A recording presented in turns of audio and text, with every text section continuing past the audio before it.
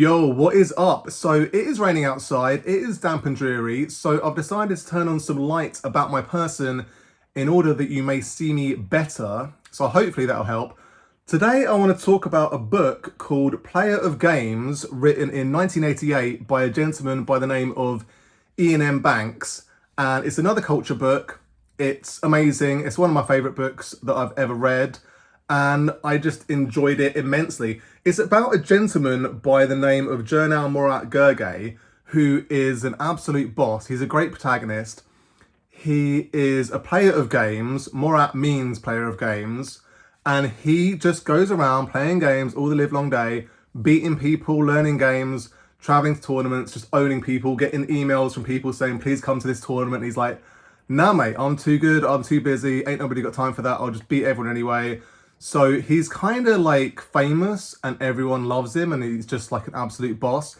He lives in this house called Ikro, which is kind of like a mansion in the middle of this like rugged, rainy terrain on an orbital called Chark. And an orbital is like a planet if a planet was like a bracelet, like a giant bracelet with plates that go around it. And it's got like solar panels, so it's got kind of infinite power. It orbits a, star, and it's kind of the main way that people live, one of the main ways that people live in the culture. And the culture is obviously this, civilization that's very advanced. It's got people in it that just do stuff like this, where they just go around doing whatever they want to do, like Jernal Murat Gergely, and he is awesome. So the book starts off and he's in his house with a bunch of his friends and a lady called Yay. And I don't like her. Immediately I don't like her because she's too good for him. She's not interested in him. All she wants to do is design orbital plates. That's her whole deal. She's like, how about if there was a plate where there were like glaciers that floated around and people lived on the glaciers, and wouldn't that be fun? And he's like, yeah, I guess, but I mean, do you want to do some stuff together? And she's like, no, I just want to go off and design plates for a living. So she's annoying. I don't really like her, and I think Gergely could do a lot better. But anyway, there is a situation at the start of the book where he's playing a game against a woman who's like an up-and-comer, and it's a game called Stricken, and he's got a friend called a drone called Morin Skell, who is, he's one of those, he's a bit of a knobhead. He's kind of like always whispering in his ear about let's do this, let's do that. And it's like, you could win this game by doing a full web, which has never been done before in the game of Stricken. And Gergely's like, I could do that, and I probably will do that. I'm definitely going to beat her because I'm amazing.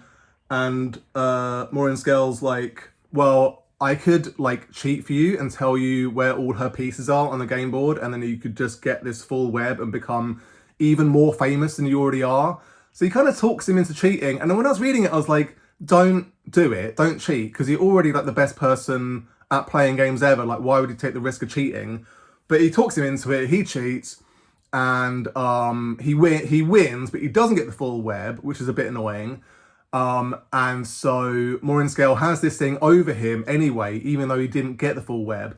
So guess what? Later on, he comes over to him and he's like, remember when I did that cheat for you?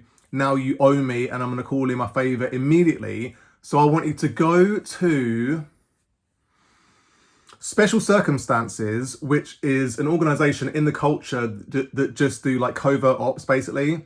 So Morin Skell was originally created to be a Special Circumstances drone, like an elite killing machine. And somehow he went psycho. So they were like, we're going to strip you out. We're not going to let you be part of Special Circumstances. We're not going to let you be a, murder bot. We'll just turn you into like a normal drone thing. So he's annoyed about that. He says to Gergely, you put in a good word with Special Circumstances. They'll listen to you because you're the best player of games in the culture. So your word has weight. And Gergely's like, all right, I'll do it, but I doubt they're going to listen to me because, who am I in the grand scheme of things? So he says to another one of his friends called Chumnis Amakne, who is another drone, but he's a good lad, and they actually get on. It seems like he's just, an actual friend. And he's like, you've got friends in special circumstances. Can you reach out and see what they say? So he does that. This guy a drone comes along from special circumstances and says, "I've got a mission that you can go on. That's going to be like a 5-year mission, and it'll be super fun. Excuse me. You'll be able to play this game against another civilization that is incredibly deep, incredibly complicated. You'll have to learn it, from scratch, and we want you to go off and represent the culture in this tournament." So he's like, "Perfect. I can kill two birds with one stone. I'm kind of bored with my bored with my life of just beating everyone at everything because I'm amazing. So this seems like a good challenge. I can also get them in exchange for this to put Morin Skell back in special circumstances, and so he can be an elite kill bot. He gets what he wants. I get what I want because I'm being, blackmailed, and off we go." So he goes off for a 2-year expedition. It takes 2 years to get to this place because it's in another galaxy. So he's got to shoot off real fast and just accelerate. And it is going to be going to the Empire of Assad, which is another civilization. And they've made contact with the culture, but they don't know how advanced the culture are. They've been known about by the culture for 73 years, and they're only just slowly starting to tell people about them. Gergely is one of the sort of few people in the culture that actually knows that this Empire of Assad even exists. So he goes onto a ship called the Limiting Factor, which is it's a kind of gunship. It's a real dangerous spaceship that's got loads of weapons on it, and he travels on it. In there, he learns the game of Assad. The empire is called Assad. The game is called Assad.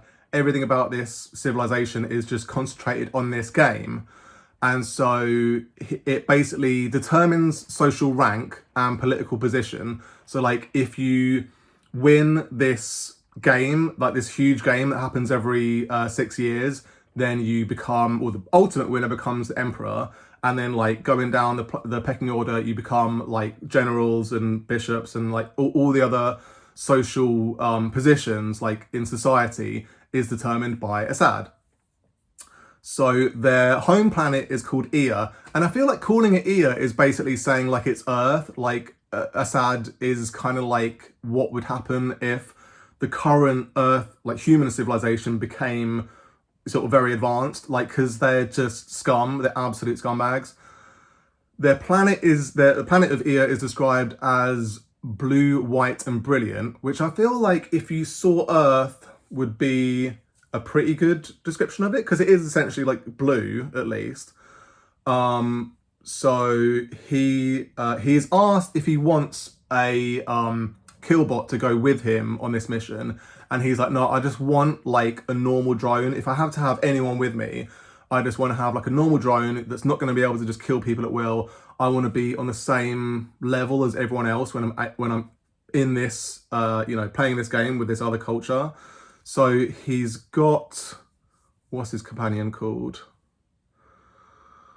It is Fleer Imsaho. Fleer Imsaho is his library drone assistant, who's super annoying. He's this little, or it is this little kind of little rat in his ear that's always rabbiting on about we should do this, we should do that. And it spends a lot of time going off around Ea, looking at birds, looking at the local migration habits of birds and stuff like that. And it's kind of why are you even here? And because one of the main things is he has to hide how advanced the culture are, Fleer Imsaho has to, because it's a tiny little drone thing, a very advanced drone, and it has to wear camouflage, a giant drone shell that's always emitting static and is kind of smoking and buzzing and not really, it's just crap. His job, one of his jobs, is to kind of make the Assad Empire of Assad believe that the culture are just complete nincompoops, like their technology's crap, and so they believe they're not a threat, and they could just carry on covertly spying on this civilization. So he has to pretend to be a dummy. This Fleer Imso has to pretend to be a piece of crap, and yeah. So he meets a bunch of people when he's on Ea.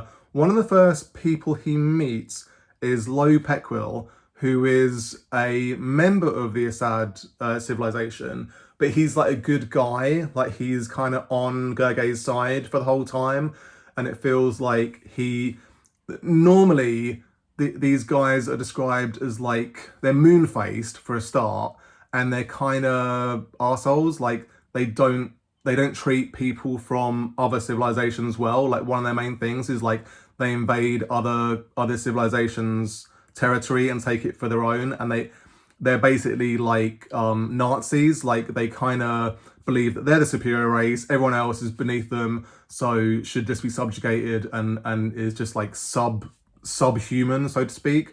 So but Lo Peckwill is kind of like a good guy and kind of treats him and like touches him sometimes. Like basically no one else in the Assad Empire touches him because he's like seen as being like dirty because he's from another civilization.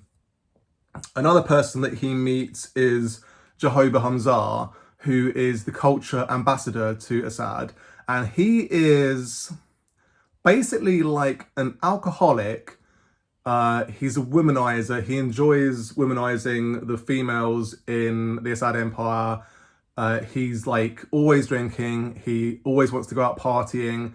There's a whole section where he takes Gergely down to this place called The Hole, and it's kind of like where there used to be a lot of mining happening, and now it's all deserted, and it's been turned into like casinos and nightclubs and like pubs and everything else, and it's kind of like brothels and mad stuff is happening the whole time. And Gergely and him get into this situation where they're womanizing with these two Assad women, and then a bunch of the locals kick off, and he almost gets killed. It's very scary for him, but Jehovah Hamzar is like, wasn't that cool? Like, let's do it every night. And Gergely's like, I don't really want to like almost get killed every night, but that was quite fun, I guess.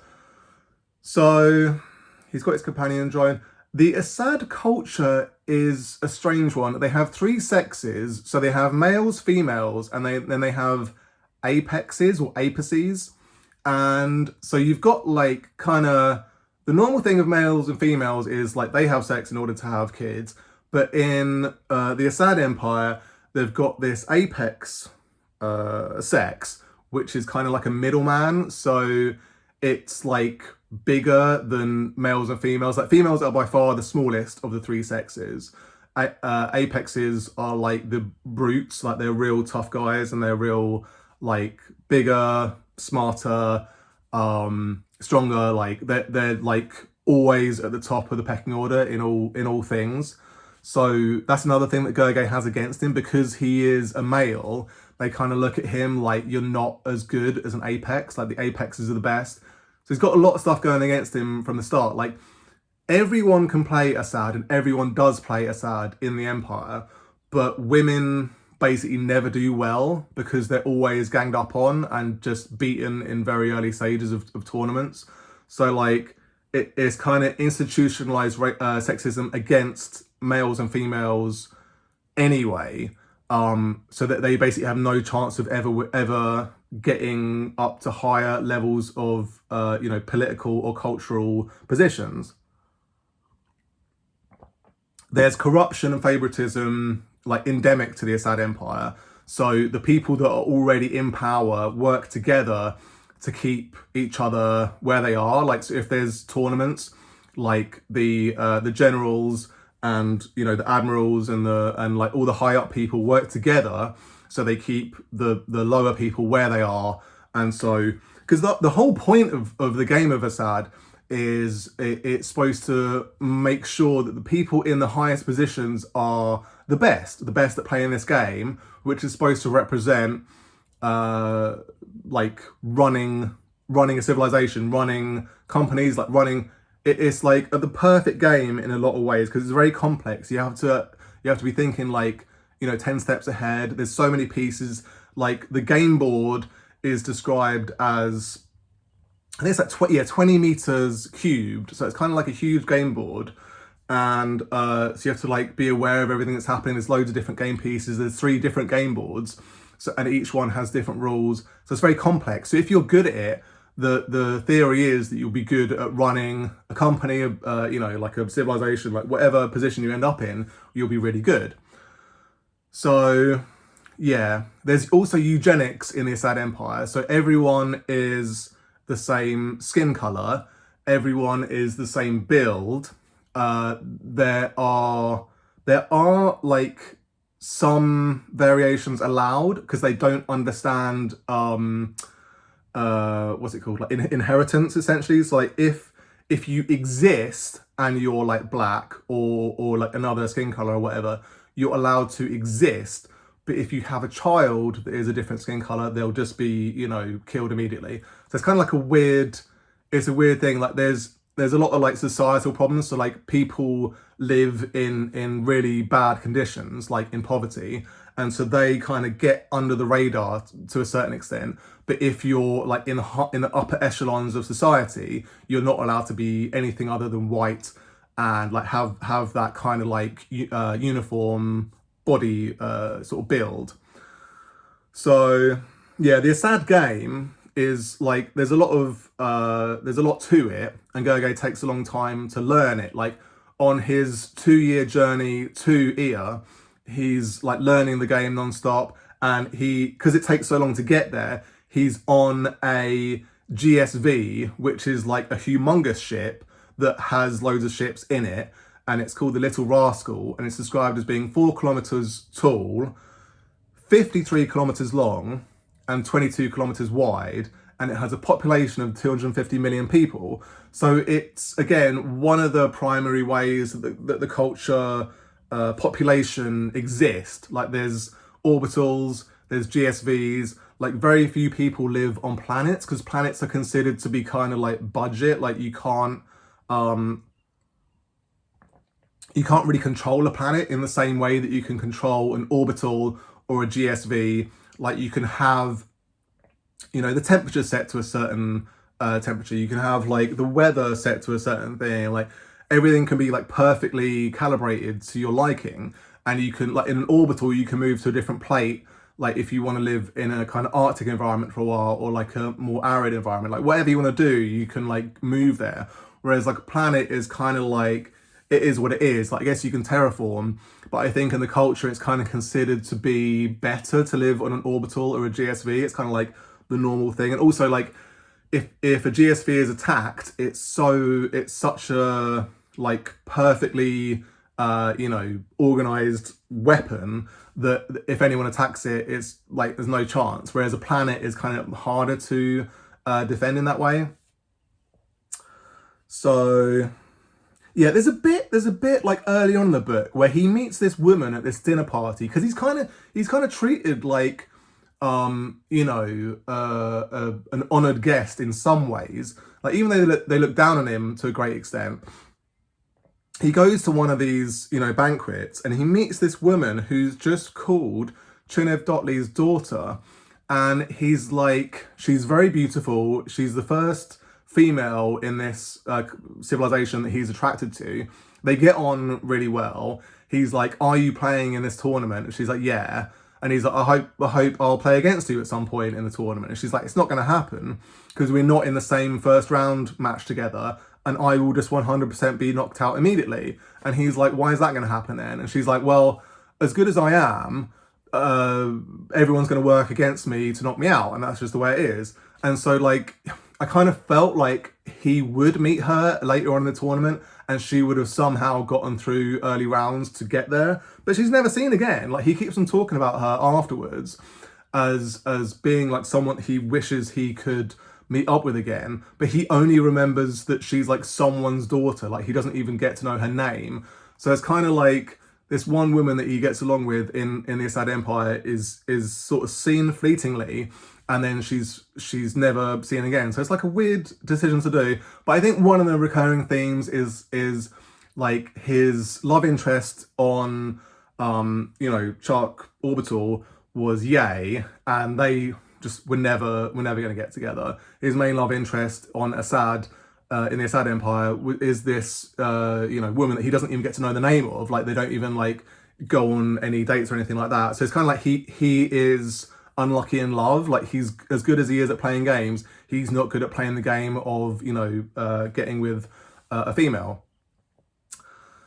So yeah, in the game of Assad, there are card games, there's a board of origin, board of form, and a board of becoming, and there is betting. You're allowed to bet, and also there is the physical license, which is like, I bet castration that I will win. Like, if I win, you get castrated, that sort of thing. Or like, if I win, you get an arm chopped off. Like, there's these things where it's like, to make it more interesting, you bet like body parts and stuff like that. So it's pretty intense, and it's pretty epic.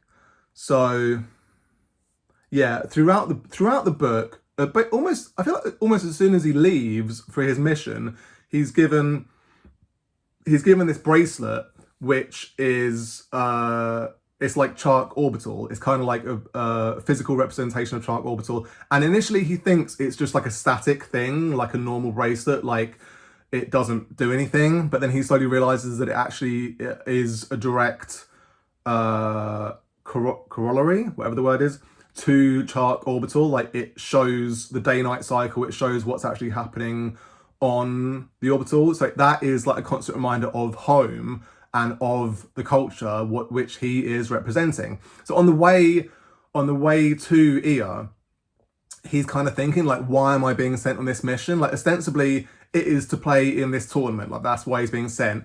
But like, the closer he gets to the planet, and actually after he gets there, he's told more and more things that make him think like, okay, am I being sent here as like a scapegoat, like just to get absolutely owned, so that the Assad Empire think that we're all just a bunch of dummies. Like, the limiting factor sends like video of him playing the game when he's learning. So they're like, look, this is the guy we're sending to represent us. And they're like, lol, like, look how crap he is. Because he's learning the game, and they're like, this is how good he is. So he hears that, and he's like, actually, when I was learning it, I wasn't putting my full effort into it, because I was just learning. Like, I wasn't really trying to win that hard. I was just like getting to know the different game pieces and understand how everything works. So like, all the way along, I was thinking, he is going to be better than they think he is, because the culture have told the Assad Empire that he's going to be crap. The limiting factor have sent them video to show that he is crap, and they have this pre-existing condition that anyone from outside of Assad, because everyone learns this game from birth. Gergely's only been learning it for 2 years, so they think like, he's just going to get absolutely owned. Like, there's no way he's going to do well. So obviously he gets there, he starts beating people immediately. He gets through the first round, second round, third round. Like, he keeps on winning, and the press, the journalists are like, how are you so good? How is this alien coming in and beating everyone? And what does this mean? Like, is he using drugs? Is he using like Fleer Imsaho to cheat, essentially? And he has like drug glands in his body, as all people in the culture do, to help him play games. But he doesn't use them much, and he kind of feels like, I don't want to use them because it'll be cheating. And he later finds out that everyone in the Assad Empire uses drugs as well. They don't have drug glands in the same way that people in the culture do. They just like inject themselves with drugs to make them better at concentrating and their brain being able to understand things quicker. So he is essentially on a level playing field with everyone else he's playing against, and he's still owning everyone, even in the games where it's like there's 10 people, so 9 other people can gang up on him. He's still owning everyone. So he wins all the way up until the final. And the final takes place on Ikronadal, which is another planet that's like 20 light years away. It's described as the fire planet. And it's kind of like the planet in Chronicles of Riddick, where there's just a perpetual fire going around the planet. And instead of, in Chronicles of Riddick, the sun is causing this fire to go round and around the planet. There are plants on Ikronadal that let off huge amounts of oxygen, and so there's like the slightest spark will just start off this this fire that's just perpetually going round and around the planet. And every 6 years, there's like an ultimate fire that goes around the planet, much faster, much hotter. And it just is like a special event. And so every 6 years there is this tournament that aligns with this massive fire, and it's supposed to culminate in this like sort of palace that's sort of got all this fire protection that you can have this tournament, the final game of the tournament in. And so when the fire reaches you, the winner is declared. It's supposed to represent like rebirth, like the birth of another like emperor, or like the birth of another like bunch of people in higher positions. So they go to Ikronadal, and on the build up to it, this guy called Hamin, who is the tutor of the emperor, says to him like, we're not going to let you win. You are doing really well, and maybe you could win, maybe you could beat the emperor, even though he is incredibly good at playing this game. You're not going to win. Like, we own the TV stations, we own the propaganda and all journalism, so like no one's going to know that what happens in the final game of this tournament. So he's like, okay, what do you want me to do then? And they're like, well, can you make some videos with us to show you losing in the final? And he's like, okay, if that's the only way it's going to work, then I'll play along. So he plays along with Hamin to make these videos of him losing. And he's like, one of his main things, like I said, is like he is only interested in playing the game. Like, he's not interested in winning or losing. He just wants to win if he can, but playing the game is the thing for him. So he agrees to it because there's no other option. Like, he can't fight against them. He has to go along with what they say. So he's like, okay, whatever. So they go to Ikronadal, and I think actually before they get to Ikronadal, Fleer Imsaho says to him, I want to show you something. And so it flies him round in this like cloak and harness. So it's like a cloak to hide what he looks like, so no one thinks like he's an alien, and it's like a harness so he can like fly around. And so Fleer Imsaho takes him on this journey around Ear, and it's like all the way along, Fleer Imsaho has been saying, I've been going and looking at the birds migrating, but actually it's been looking at the culture, like the culture of Assad. And it shows him like women being treated as property, like being beaten, being traded, like being mistreated. The black women being permitted to live, but the black babies being killed. It takes him to a hospital that's just full of like horribly injured and disfigured people, and it shows him these secret TV stations that are encrypted and are only allowed to be accessed by certain people. And so there's 3 levels, and each level is only accessible by like higher and higher echelons of society. So like level 1 is just like normal pornography, basically, like just normal everyday kind of pornography. Level 2 is like BDSM sort of stuff. It's like a bit violent, a bit messed up, but he's like, okay, this is fine. And then level 3 is just snuff. It's like people getting killed, mutilated, like horrible stuff happening. And the reason that Fleer Imsaho shows him this stuff is to make him realize what he is playing against, what he's playing for. Like, the culture wouldn't ever do that sort of stuff. They've moved beyond such horrific, treatment of people. And so he's like, these are scumbags. Like, I need to represent the culture. I need to, show how much more advanced we are, and our ethics are better. The game of Assad represents people's ethics as well. Like you play in the style that you believe ethically. So like the Emperor plays in a very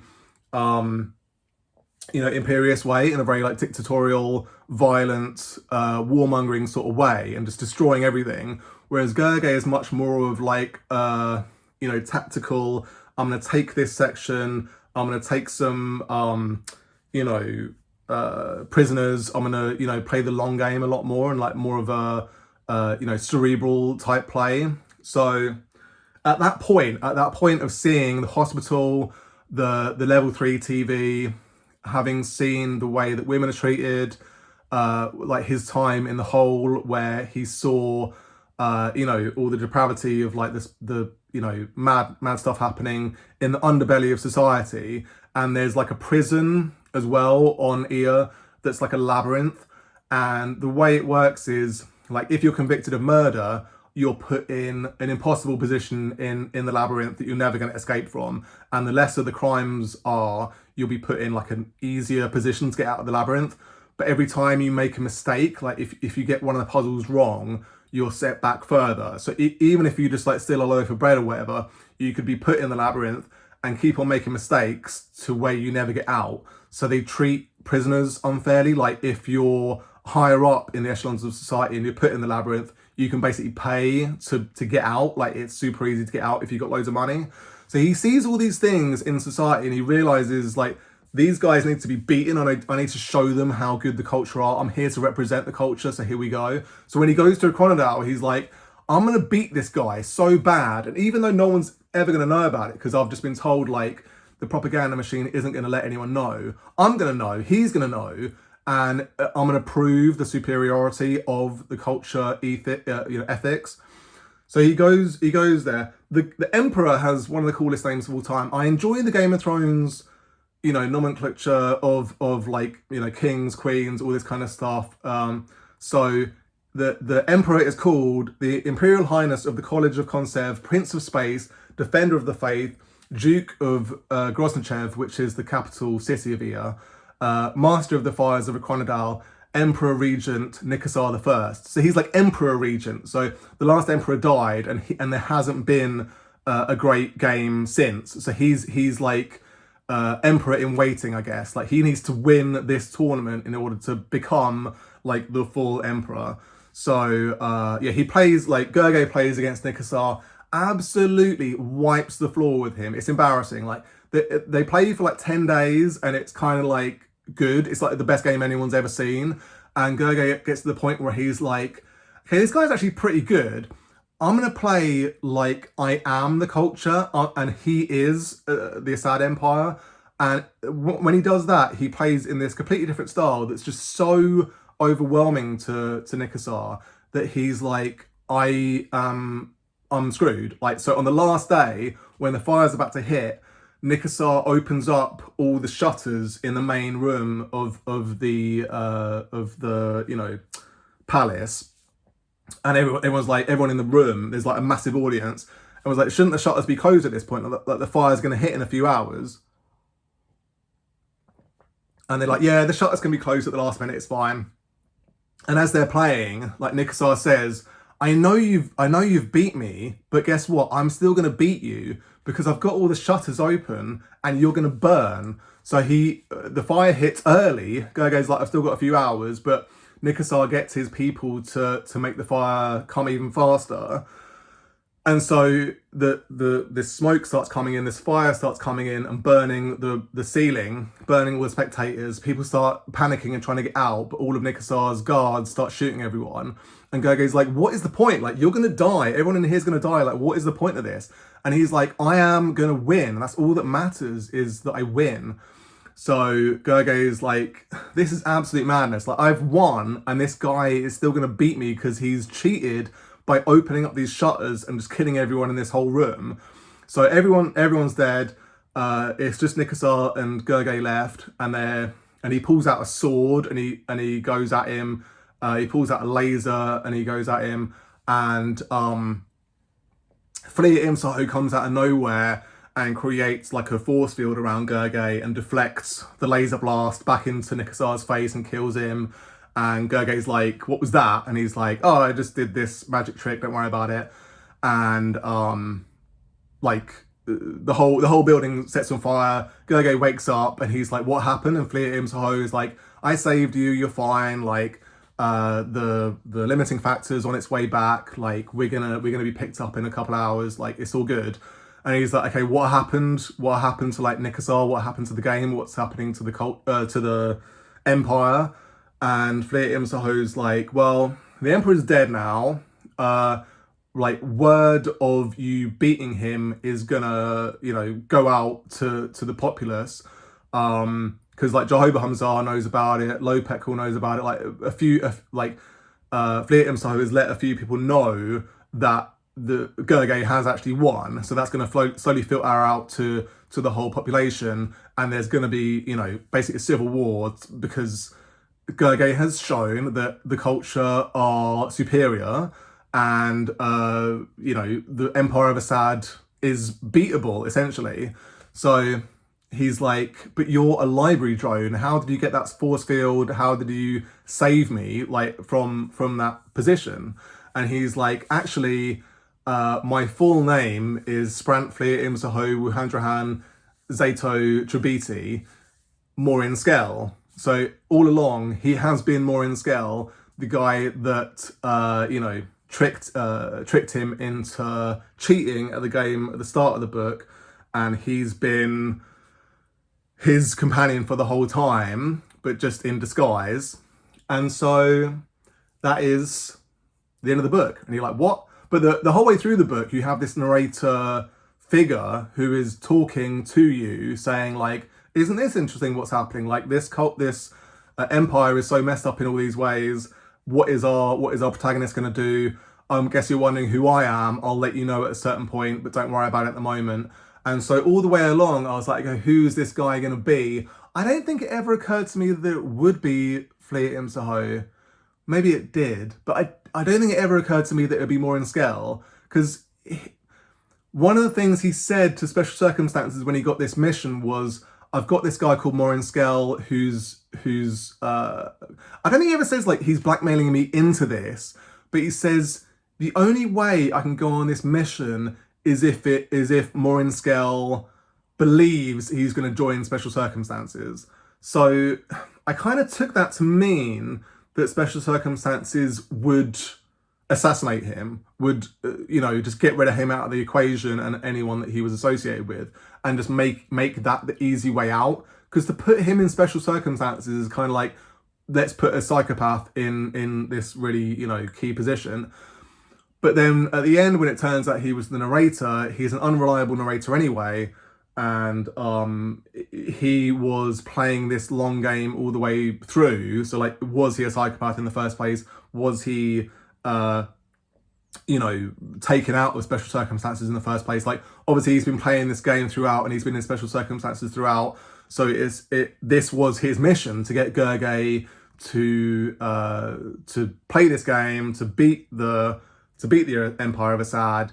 And it turns out that the Empire of Assad crumbles because of this revelation that it can be beaten at its own game. And so the culture don't have to interface with this other, potential threat. They're not a threat at the moment because they're nowhere near as advanced as the culture. But in like a couple hundred years' time, who knows? They might be more of a threat. So that's one of the things Special Circumstances does, is like take out potential threats. So it's just like a great story, and it's got a lot going for it. And I think it is like obviously a good social commentary on the human civilization as being like fundamentally corrupt, sexist, racist, having all these issues of people in positions of power staying in power because they know everyone else that's in power, and making it impossible for anyone else to come up through the ranks. And the fact that it was written in 1988, like when I was like 4, it makes me feel like, it's so, it's just amazing. I love everything about it. I love like Gerge is such a great protagonist. He's put on this mission that's very straightforward of winning this game that he's almost, guaranteed not to be able to win. And he does it, and he just like defies the odds and gets in scrapes, throughout. I just think it's incredible. So that's all I want to talk about. I'm looking reasonably good today. So even though it is a bit of a damp and dreary day, could be worse. Anyway, you take care. Peace.